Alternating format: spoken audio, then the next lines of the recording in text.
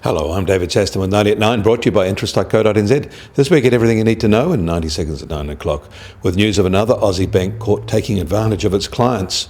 But first, this morning's dairy auction saw generally higher prices, with the overall index up 2.6% in US dollars, which is the fourth rise in the last 6 auctions.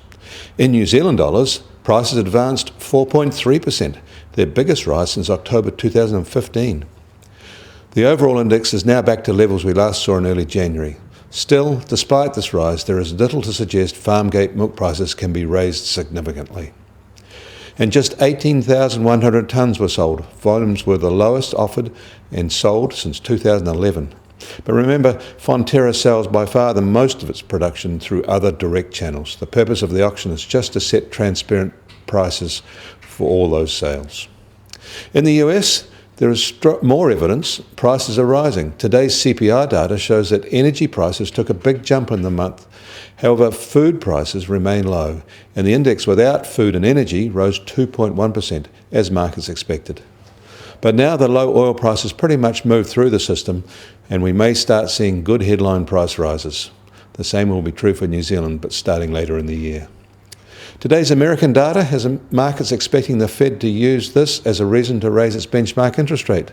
In fact, 2 Fed governors say interest rate markets underestimate the chance of a June rate hike. Stock markets may be coming to the same conclusion.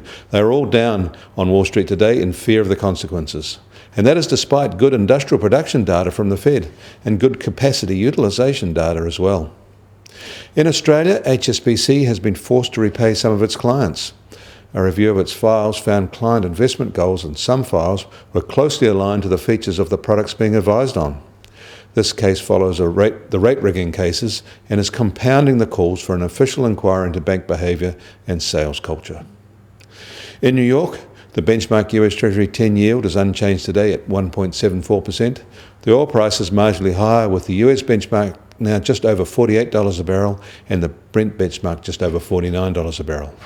The gold price is also marginally higher at $1,277 an ounce. And finally today, the New Zealand dollar will start at 68.1 US cents, at 93 Aussie cents and 60.2 Euro cents. The TWI is now at 71.7. I'm David Chaston, and that was 90 at 9, brought to you by interest.co.nz.